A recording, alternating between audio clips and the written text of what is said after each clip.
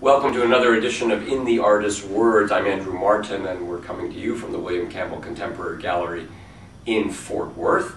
I'm joined today by Luther Smith. Luther, hello. Hi. And let's give you a little bit of biographical information about Luther. Luther was born and spent the first 10 years of his life in Mississippi, and then moved off to Aurora, Illinois. That's correct. And would do his primary education, or at least his undergraduate education, at the University of Illinois in Champaign. Started out as an engineering major, if I'm not mistaken. That's correct. And then shifted over to photography. And he came to North Texas in, I believe, 1983. And eventually would start teaching at TCU and in the photography department. And this is his third show here at the William Campbell Contemporary Gallery in Fort Worth. And let's get right to it. It's called Where I Live, meaning, this is your paean, if you will, to North Texas, it sounds like. Let's talk about this first work, off North Beach Street. I know Beach Street in Fort Worth. This is it almost looks, there's something very, very wild about this landscape. Tell us about it. Well, the area along here is an area that is in between being a rural sort of pasture area and becoming developed, basically. And so most of the pictures are actually in those kinds of areas where there will be, within almost a stone's throw, a new neighborhood, right? And at one time it would have been a pasture, and it's just sort of basically waiting for development in many ways. And so it's not a pasture anymore, but it's not developed either. And so a lot of sort of wild foliage grows there that only sort of exists in a short period of time. And this is rather close to Fort Worth. This is not far away from downtown Fort Worth. Yeah, well, and it's not really. In many ways, it's still in Fort Worth, but it's out at the edge, the very edges of the, what is the development. So this isn't very far from my house, and most of these pictures aren't very far from my house. Some of the fire pictures are further away, but most of these are within a mile or two of my house. What are, in general, the challenges of shooting outside in these particular conditions as opposed to shooting in a studio or shooting portraits, let's say? Well, the thing that's interesting about these in terms of making the pictures is that, you're limited by the weather as much as anything else, the quality of light, those kinds of things. And so, if it rains, what happens is you get flowers like this that bloom and create a lot of variation in color. And so this picture is made after the rains in the fall. Well, it's still summertime, but it feels like fall in many ways. After the rains, maybe a week and a half, so after the first rain, then you start to get this kind of foliage to come out. Some years are different from others. And so it gives quite a bit of variety to the landscape. What I'm mostly interested in is just sort of the magical qualities of these little pieces of grass and the flowers. And, most of these plants would be considered to be weeds by most people. But, they're often more beautiful even than the bluebonnets that we see in the springtime, or, the other plants that people recognize as wildflowers. But I'm not exactly photographing the flowers. I'm really more interested in sort of the experience that one has walking in that space, the kind of, physical beauty of these places that are often quite subtle, and most people whiz by them, quickly. But part of the reason I'm so interested in them is because of my childhood, right? My father was a construction guy, right? He always had one or two or three or four jobs, and so, on Saturdays and Sundays, he'd be doing roofing in these new neighborhoods, and he would often take me with him. And as a kid, I'd lose interest in this pretty quickly and kind of wander off, right? And so I'd often end up in these kinds of spaces, and so I feel really at home in these kinds of areas. Does this remind you of Mississippi or of Illinois? Really neither one. Mississippi has huge numbers of trees. It's a more wet space. Illinois is somewhat like this in the sense that Illinois is also a prairie, right? But they also get a lot more rain than we do, and so it's it's really different from both of those places. But in Illinois, there was often those wide open spaces. So if you got up high, you could see way out there. And in places like Champaign, where I taught for a little while, it was flat. So it was, it was a lot like the same kind of prairie that you get up in Amarillo and areas like that. Do you enjoy working in such a relatively large scale? This is a rather large work. Yeah, one thing that happened with digital printing was that it allowed me to move from the trays in the darkroom or the processor, whatever width it was, to these much, much larger prints. And so I started shooting with an 8x10 view camera and expanded those images out. And these prints could even be made bigger as far as that's concerned. Let's move on to the next work. All right.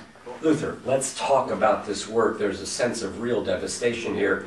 This took place, you shot this in Montague County, northwest of here. What drew you to this kind of devastation as a result of a wildfire?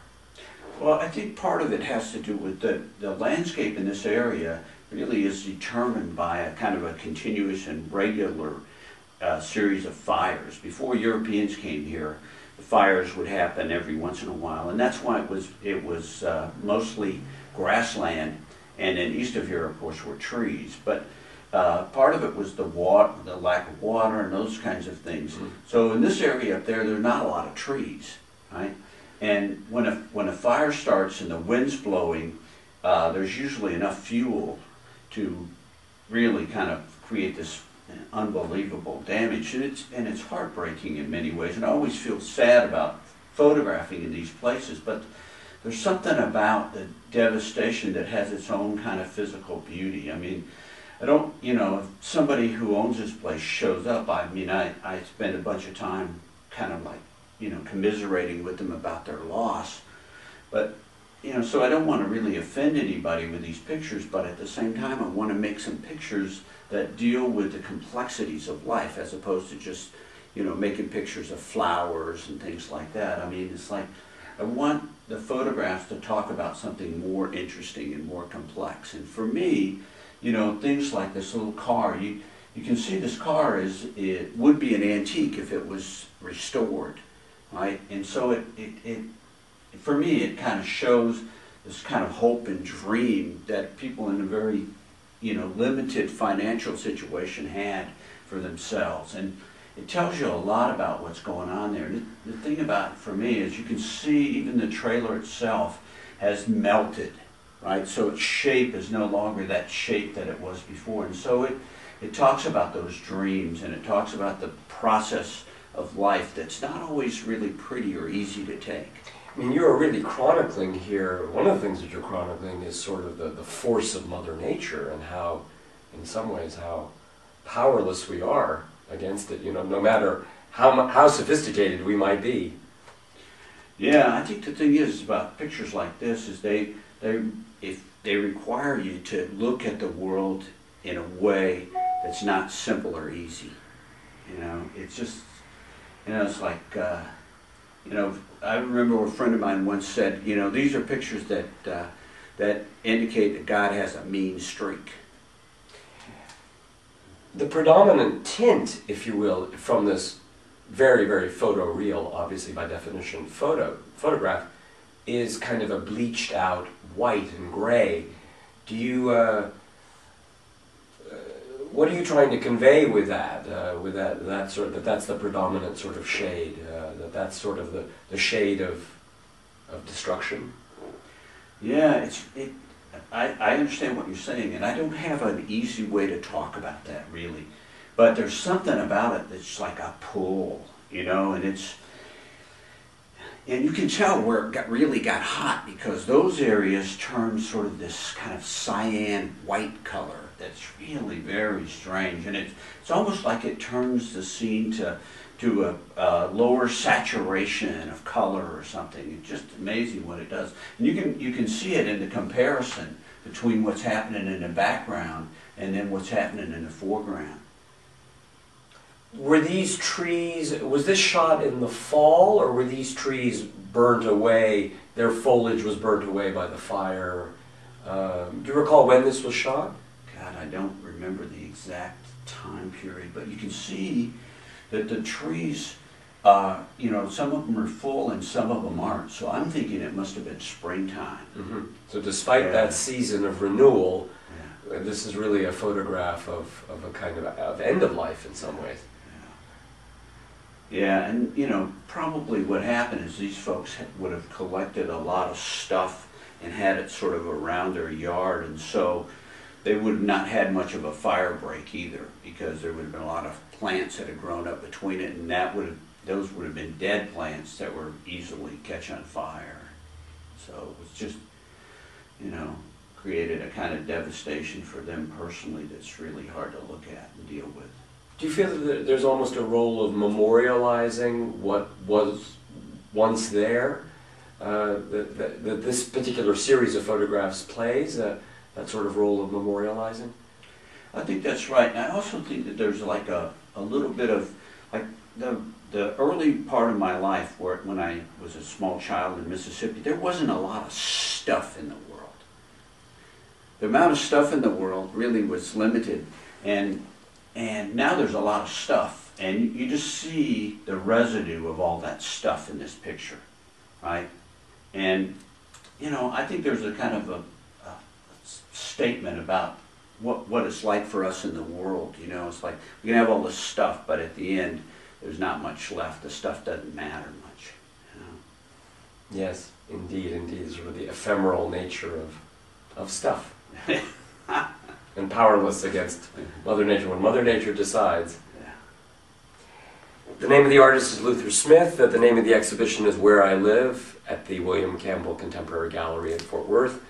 My name is Andrew Martin for In the Artist's Words. Thank you very much.